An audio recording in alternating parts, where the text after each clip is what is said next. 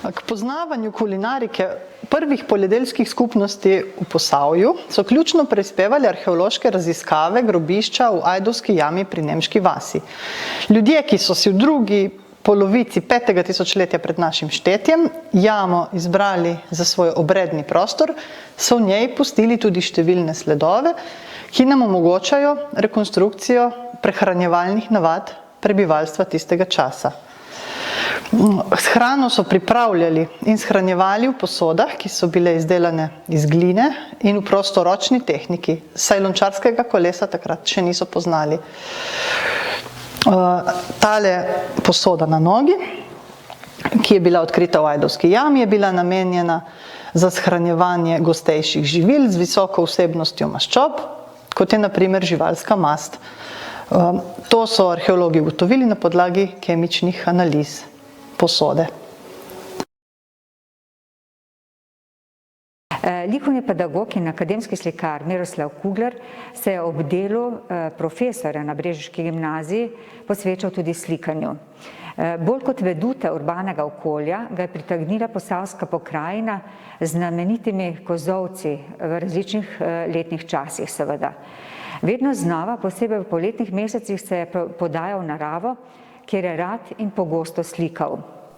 Leta 1972 je v poznem poletju nastala podoba pokrajine, kjer so upodobljeni modro nebo z oblaki, kozolci, kjer se že suši zlato-rumena pšenica, v ospredju pa je polje belo cvetoče ajde.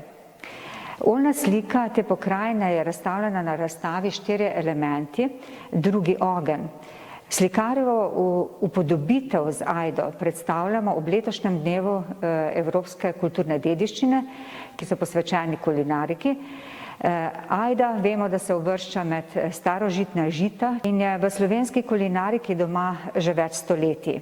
Že Valvazor v svoji Slavi Vojvodine Kranjske navaja, da ajda na Kranjskem posebno dobro uspeva in da se iz ajde pripravlja kaša in peče navaden kruh, črn kakor prst. Po svojevrstni recepturi in izjemno okusnem ajdovem kruhu pa je slovel tudi slovenski kuharski mojster Ivan Ivčič, ki je bil rojen v Posavskih Zdolah. Letošnjem letu smo v Posavskem muzeju Brežice prejeli že drugo donacijo, tokrat kuhinjske pripomočke mojstra Ivačiča. Podaril nam jih je njegov sin Peter Ivačič in nam razgrnil vpogled v očetovo intimo domače kuhinje.